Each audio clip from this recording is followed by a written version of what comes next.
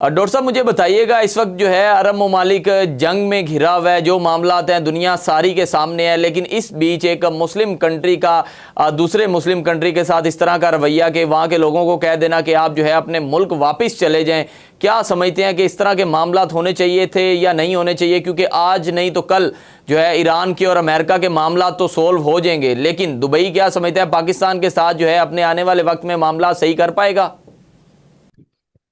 देखिए, आपका सवाल जो है वो बड़ा इंटरेस्टिंग और बड़ा इंपॉर्टेंट है इस लिहाज से कि दुबई की कंस्ट्रक्शन में पाकिस्तानियों की कितनी कंट्रीब्यूशन है। ये देखते हुए इस तरह का कोई भी फैसला लेना, कौम पर कौमियत की बुनियाद पर लोगों को निकालना या किसी फिक्र की बुनियाद पर लोगों को निकालना, ये बैनुल अक़वामी जो इक़दार हैं ये उनके खिलाफ है। एक दूसरी बात ये कि आपको पता होना चाहिए कि ये कोई आम सी बात नहीं है। कोई दो मुल्कों के दरमियान, दो मुसलमान ममालिक हैं, पाकिस्तान और यूएई का काफ़ी ज़्यादा गहरा ताल्लुक रहा है। और अगर यहाँ पर कहीं पर कोई गलतफहमी है तो उसकी बुनियाद पर ऐसे लोगों को निकालना जो मतलब दहाइयों से वहाँ पर रह रहे थे, ये एक लम्हे फिक्रिया है और बहुत ख़तरनाक बात है। तो मेरा ये ख्याल है कि इस तरह के जो इकदाम हैं, देखिए ये बुरा वक्त हमेशा गुजर जाता है, लेकिन इस तरह की कोई भी इकदाम होगा, कोई भी मुल्क करेगा, वो हमेशा याद रखा जाएगा। आप देखिए ना कि अफगानिस्तान के साथ हमारा ताल्लुक जब भी अच्छा रहा है या बुरा रहा है, पहला जो ताना हम अफगानिस्तान को देते हैं वो ये है कि जनाब, आपने तो पाकिस्तान को यूएन में जब 1947 में पाकिस्तान बनता है तो एक ही मुल्क था जिसने मुखालफत की थी और वो आप थे। आज तक वो उनके साथ ये ताना चलता रहेगा। तो इस लिहाज से ये बातें करना कि जनाब किसी फिक्र की बुनियाद पर या किसी पाकिस्तानी कौमियत की बुनियाद पर अगर कहीं पर भी किसी को निकाला जा रहा है तो ये ज्यादती कर रहे हैं। मेरा ख्याल है कि ब्रॉडर पिक्चर को देखा जाए, इस पूरे इलाके में इस वक्त जो जंग कैसा माहौल है, उसमें ज्यादा जरूरत इस अमर की है कि तमाम ममालिक यहाँ के जो है वो मुत्तहिद होकर एक इलाकाई ऑर्डर कायम करें। देखिए, एक वर्ल्ड ऑर्डर होता है, एक जो है वो रीजनल ऑर्डर होता है। उस रीजनल ऑर्डर के तहत उनको जो जो कमियां हैं, जो जो उनको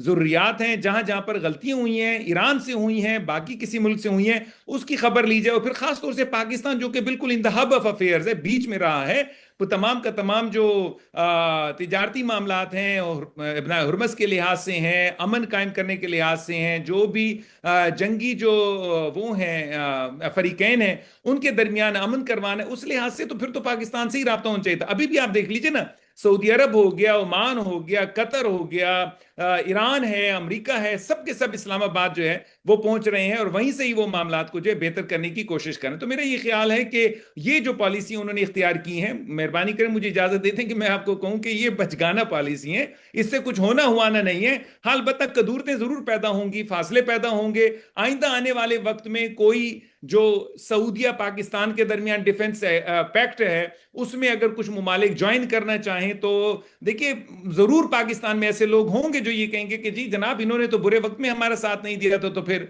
इनको हम कैसे जो है वो अपने साथ रख सकें। तो बेहतर ये है कि वक्ती तौर पर ना देखा जाए, ब्रॉडर स्पेक्ट्रम में चीजों को देखा जाए।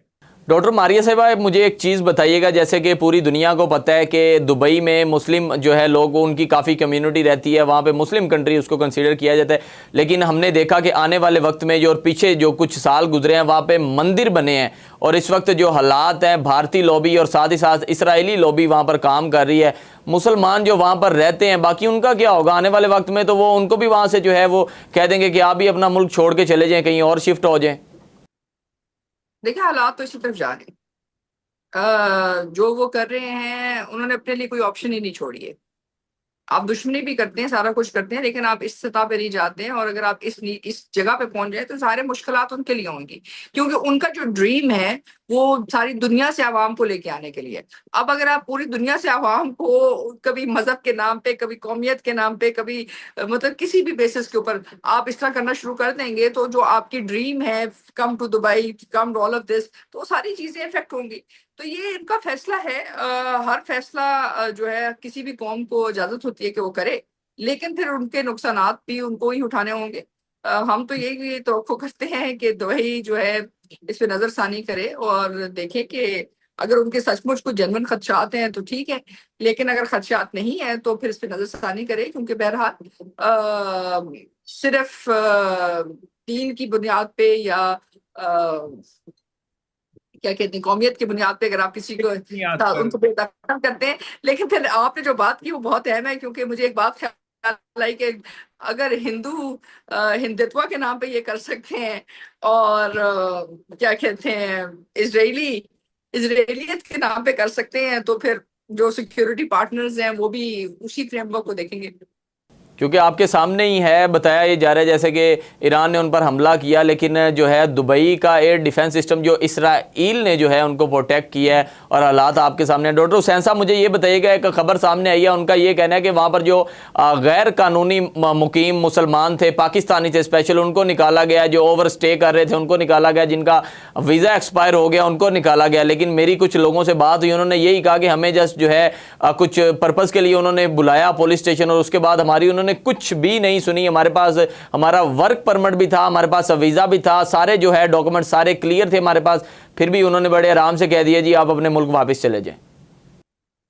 मैं तो देखना यही बताना चाह रहा हूँ ना कि ये देखना होगा कि जितना कंस्ट्रक्शन दुबई की हुई है उसमें जिस नेशनैलिटी का ज्यादा कंट्रीब्यूशन है, उसमें जेन में रखिएगा पाकिस्तानी टॉप पर है। अगर चाहे इंडियंस की तादाद वहां ज्यादा है, लेकिन पाकिस्तानियों की जो है टॉप पर है कि उन्होंने ये कंस्ट्रक्शन में इनके जो है बहुत ज्यादा कंट्रीब्यूट किया। इंडियंस हैं, श्रीलंकन्स हैं, बांग्लादेशी हैं। अगर इनके साथ इस तरह का इनका रवैया रहता है, इनमें से किसी के साथ भी, और यहाँ पर हम बात करें पाकिस्तानियों के साथ, तो ज़हन में रखिए पाकिस्तान कोई श्रीलंका और बांग्लादेश की तरह नहीं है कि वहां पर जो है हमारे बंदे जाते हैं काम करते हैं और इसके अलावा हमारा कोई उनसे ताल्लुक नहीं रहा है।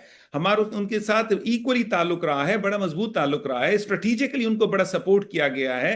उन्होंने पाकिस्तान में कुछ पैसे रखवाए हैं जिससे कि पाकिस्तान की इक्तिसाद बेहतर हुई, लेकिन ये कोई अल्लाह वास्ते नहीं था। ज़हन में रखिए ये इंटरनेशनल रिलेशंस में टू वे ट्रैफिक होता है, कोई भी यहाँ पर किसी के ऊपर तरस नहीं खाता है। अभी भी आप देख लें कतर और सऊदीया जो पाकिस्तान के लिए इक्तिसाद में इतना ज्यादा कंट्रीब्यूट कर रहे हैं, तो आपको अच्छी तरह मालूम होना चाहिए कि पाकिस्तान इन रिटर्न उनको क्या दे रहा है। तो जो डिफेंस पैक्ट पाकिस्तान ने सऊदीया के साथ साइन किया है, और खास तौर से फिर उसके टेंटिकल जो है वो कतर तक भी चले जाए, तो I mean one can understand that. बस ये उनका अभी का जो वक्त है, जो जिस लिहाज से वो पाकिस्तानियों को ट्रीट कर रहे हैं, ये गुजर जाएगा। लेकिन उसके बाद क्या होगा, दैट इज समथिंग, वो एक मैटर ऑफ कंसर्न है, क्योंकि उसके बाद भी मामलात यहाँ पर कोई बेहतर नहीं होने वाले हैं। यहाँ पर एक जबरदस्त किस्म का डिफेंस सिस्टम, डिफेंस का जो ऑर्डर है वो ड्रॉ हो रहा है। उसमें यूएई की क्या पोजीशन होगी, क्या वो अपने आप को सिर्फ इजराइल के साथ ही ब्रैकेटेड रखेगा या बाकी मुल्कों के साथ भी ख्याल रखेगा, मेरे ख्याल में उसमें देखना पड़ेगा हमें। अगर अपने आप को वो किसी एक मुल्क के साथ रख लेता है, उसके लिए बहुत नुकसान होगा। उसको ज्यादा ब्रॉडर स्पेक्ट्रम में इसराइल को जो है वो यूएई को अपने देखना होगा, उसको ज्यादा मुल्कों के साथ जो है ताल्लुकात को अपने जो है वो बेहतर करना होगा।